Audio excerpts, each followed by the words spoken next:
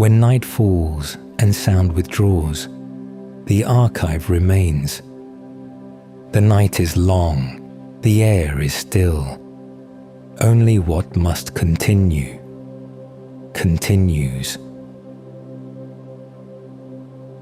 Steel holds what happened to it, not as choice, not as consequence in any moral sense. The metal does not decide to remember. It is changed, and the change persists. And the persistence is what is called memory when it occurs in material rather than in mind. Iron is common. Carbon is common. Together, at the right proportion, under the right conditions, they produce a material that behaves differently from either one alone. The carbon atoms occupy the spaces between iron atoms in the lattice. The crystalline arrangement that all metals form as they cool from liquid to solid. A small percentage of carbon changes the behavior of the iron substantially. More than iron alone can achieve, less than what would make it brittle. The proportion matters. The proportion is where the material begins. This is the steel before anything has been done to it, capable of what comes next, not yet what it will become. True wisdom cannot be captured in words. It is found only in the silence between them. Heat the steel. The temperature rises through measurable stages.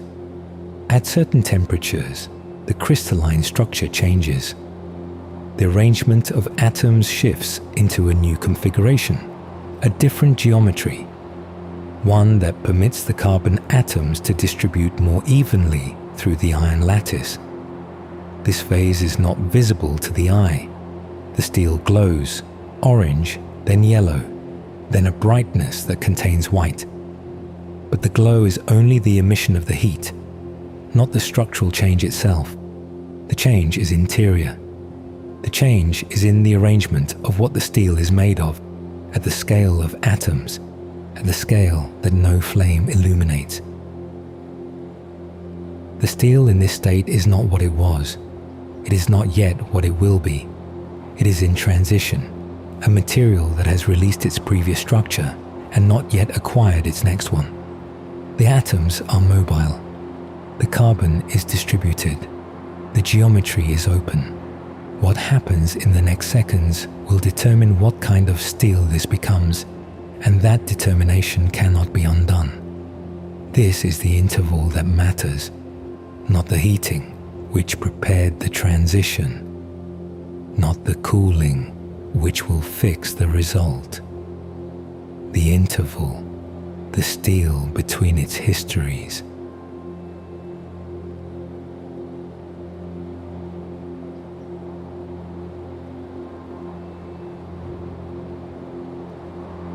Place the steel into water. The surface contacts the liquid and cools immediately. The heat conducting away from the surface faster than the interior can follow. A layer of steam forms at the boundary, then collapses, then forms again as the quenching proceeds. The surface is already cooling while the core is still at temperature. The steel is not one thing in this moment. It is a gradient, a material that is simultaneously at many temperatures, cooling at different rates depending on how far each point lies from the water's reach. The surface cools fast, fast enough that the carbon atoms cannot migrate. They are fixed where the transition left them, locked into a new crystalline arrangement, a structure called martensite, which did not exist in the steel before this moment and cannot be produced by any means other than rapid cooling from the right temperature. Martensite is hard, harder than what the steel was before heating, harder than almost anything the steel could become through ordinary means. The core cools slowly. The carbon has time to redistribute. The structure it forms is different from the surface's structure. Tougher, less brittle, capable of absorbing force without fracturing. What the core becomes is not what the surface becomes, though both began as the same steel, heated to the same temperature, cooled in the same water. The cooling rate divided them. Breath enters, breath leaves. Between breaths, the air holds its density. One piece of steel, two structures, the surface hard enough to hold an edge that resists deformation, the core tough enough to bend without breaking. These properties do not coexist by accident. They coexist because the geometry of the cooling, the fact that surfaces cool faster than interiors, always, in every material, by the physics of conduction, produced them together from the same operation. The hardness and the toughness are not compromises with each other. They are the same event, read at different depths.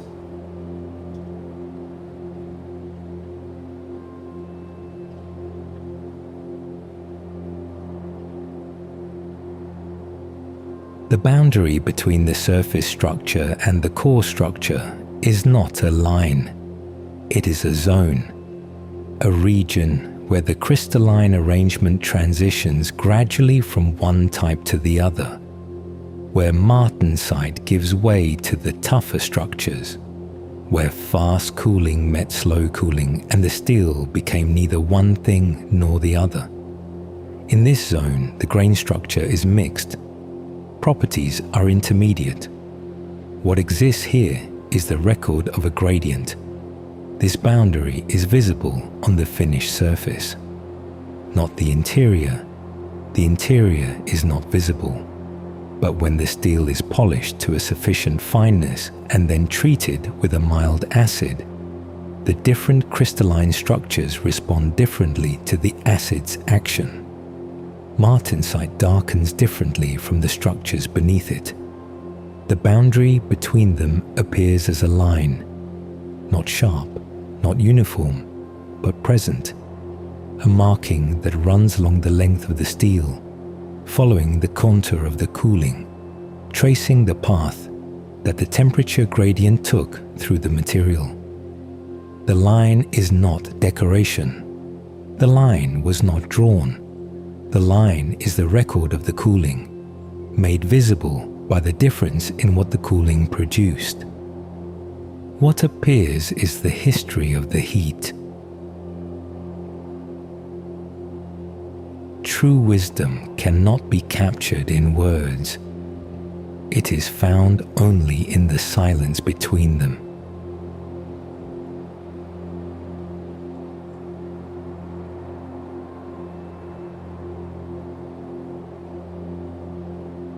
Consider what the hand that held the steel was doing, not shaping the boundary. The boundary forms according to physics, the rate of heat transfer, the thermal conductivity of the steel, the temperature of the water, the mass of the material. These are not controlled by the hand.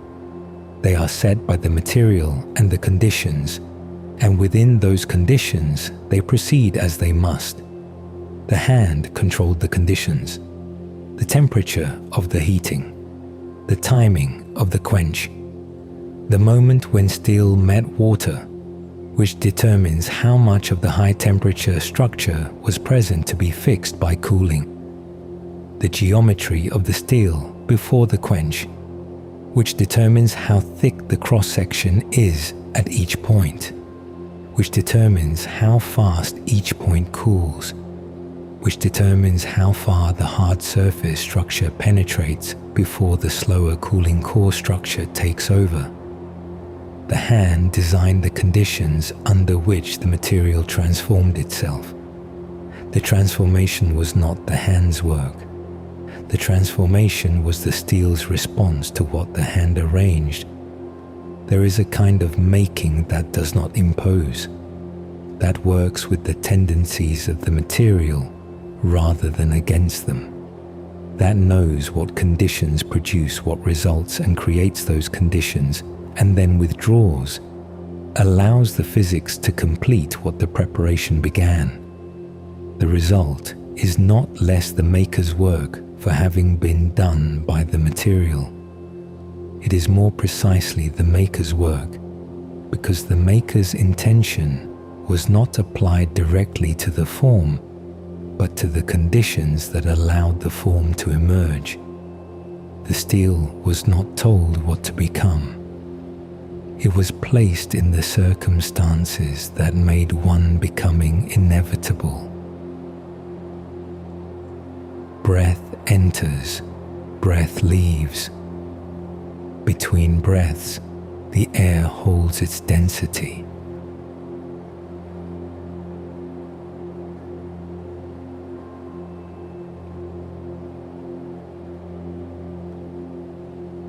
The edge.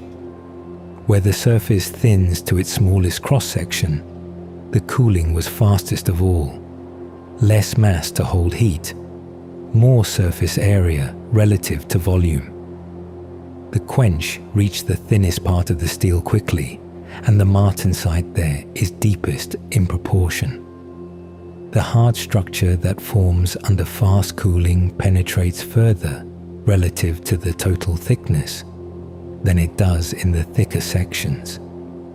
The edge is where the hardness concentrates, not because hardness was placed there, because the geometry of the steel at that location produced the conditions for maximum hardness automatically.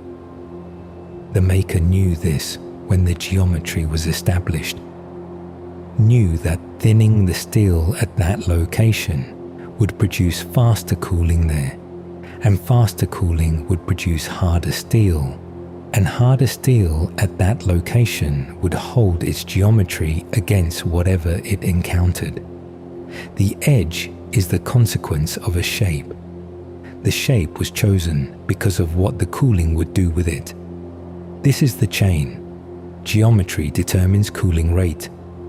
Cooling rate determines crystalline structure. Crystalline structure determines hardness. Hardness determines what the edge can do.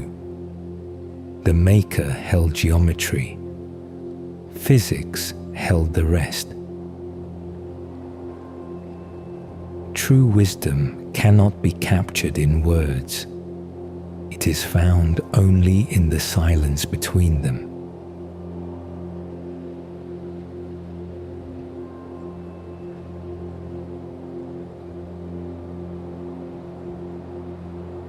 After the quench, the steel is hard throughout, but hard in a way that is also fragile. Martensite, the structure that fast cooling produces, is hard enough to resist deformation but stressed. The rapid transformation from one crystalline arrangement to another created internal tensions in the material, points where the lattice is strained, where the atoms are not quite where the structure would prefer them to be.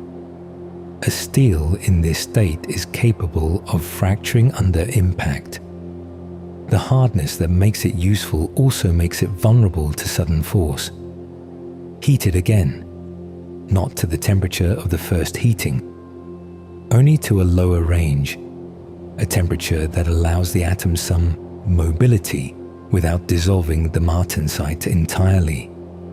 Hold it there for a measured interval. Allow the internal stresses to relieve themselves, the lattice to relax slightly toward a less strained arrangement. This is called tempering. It is a reduction. The hardness decreases fractionally. The brittleness decreases more. The steel after tempering is less hard than it was after quenching. It is more itself than it was after quenching, not the self it was before the fire. That steel is gone.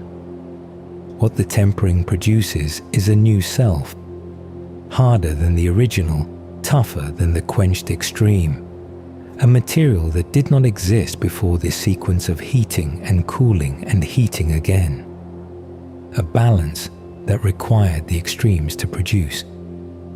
Martensite relaxed by controlled heat is not the same as steel that was never martensite. The path through the extreme left something in the structure that the extreme then modified but did not erase. The steel remembers the quench even after tempering has softened its edge.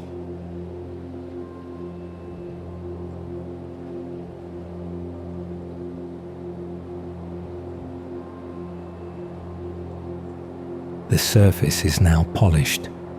Each stage of abrasive removes the marks of the previous stage and introduces finer marks of its own.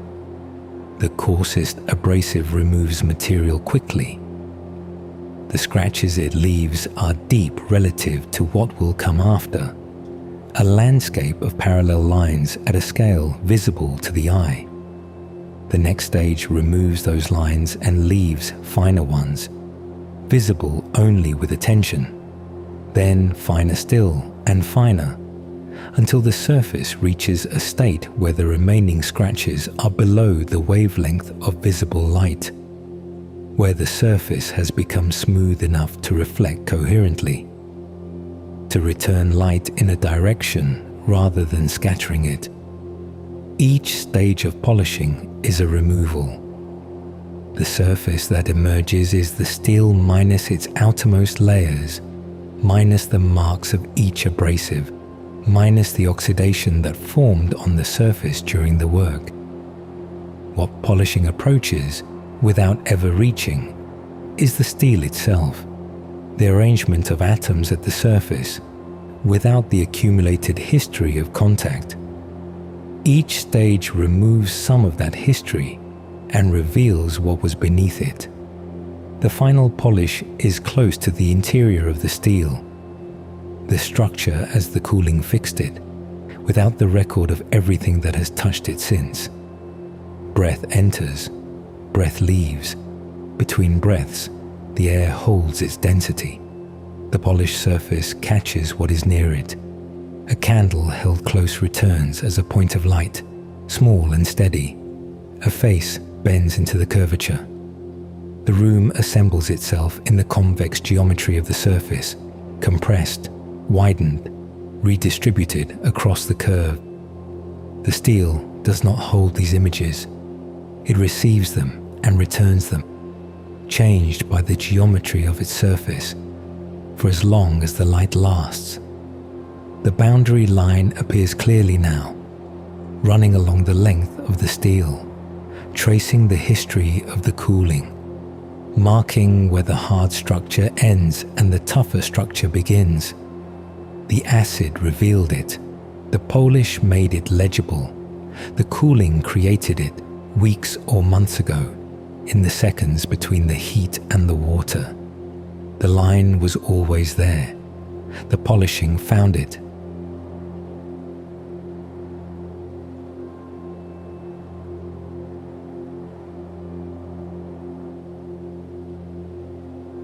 Consider the steel now, in the still of this room.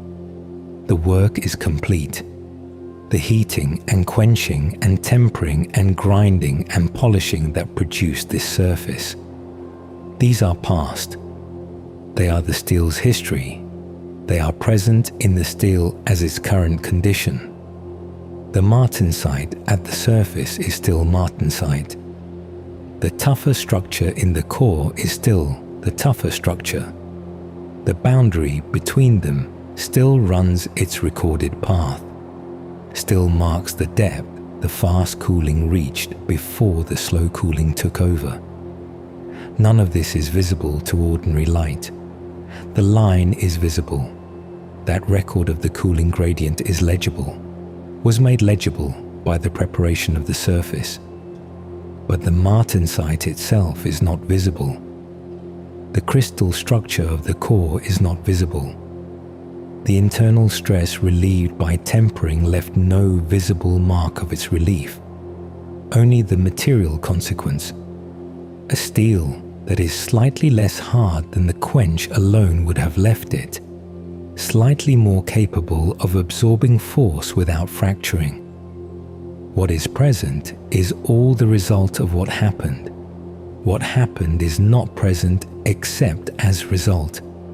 This is what it means for a material to hold its history, not as image, not as record in any legible sense, but as current condition. The steel is what it is tonight because of what was done to it. Remove the history and the steel does not remain. Something else remains, some other steel, with different properties, capable of different things. This steel, with these properties, this hardness, this boundary line, is the history made solid. True wisdom cannot be captured in words. It is found only in the silence between them.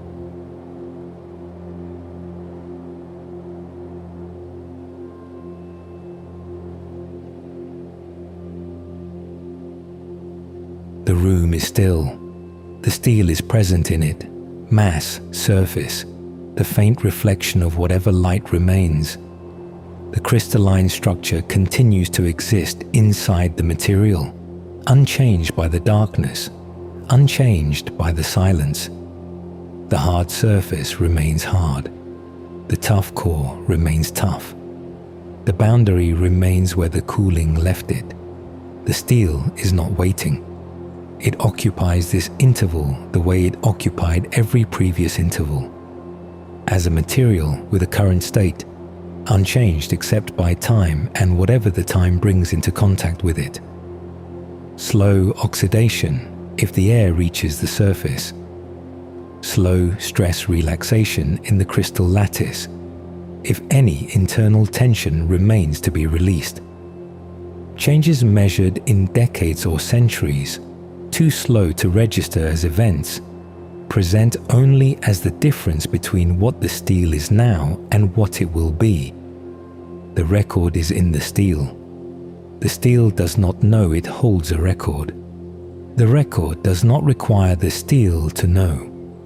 It is held in the arrangement of atoms in a lattice, in the depth of a crystalline structure beneath a polished surface, in the line that runs the length of the material marking where one kind of cooling ended and another began. The fire is gone, the water is gone, the hands that arrange the conditions are elsewhere. What they produce together, fire and water and hand and steel, is here in this room, in the still air, cooling as all things cool in the night, holding in its interior a record of temperatures that no longer exist, of a gradient that lasted seconds and was fixed permanently in the structure of the material.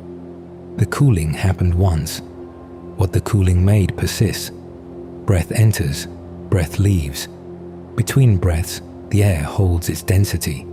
The steel rests, not empty, not inert, structured. The arrangement that the heat and the cooling produced, present through every interval since, present now, present in the dark where the boundary line is invisible and the polish holds nothing but the dark and the hard surface is hard against nothing. What was made cannot be unmade by rest. What was fixed by cooling is not loosened by darkness. The record holds. Outside this room, the temperature of the air shifts by fractions of a degree as the night deepens.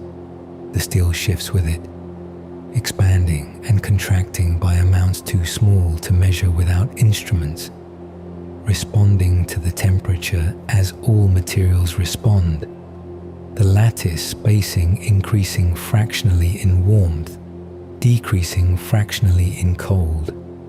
Each cycle of day and night expands and contracts the steel by the same small amount. Each cycle leaves the crystalline structure unchanged. The martensite does not convert back to what it was before the quench. The tougher core does not forget the path it took through the high temperature phase. Thermal cycling at the range of ordinary temperatures does not reach the energies that would undo what the fire and the water made. The record is stable.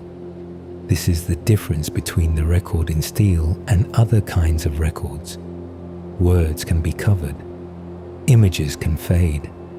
What is written in the crystalline structure of a material can only be altered by returning to the conditions that produced it, by the fire again, by the water again, by the deliberate recreation of the interval that transformed it the first time. Absent those conditions, the record persists, not as something the steel is trying to preserve, as something the steel simply is. True wisdom cannot be captured in words. It is found only in the silence between them.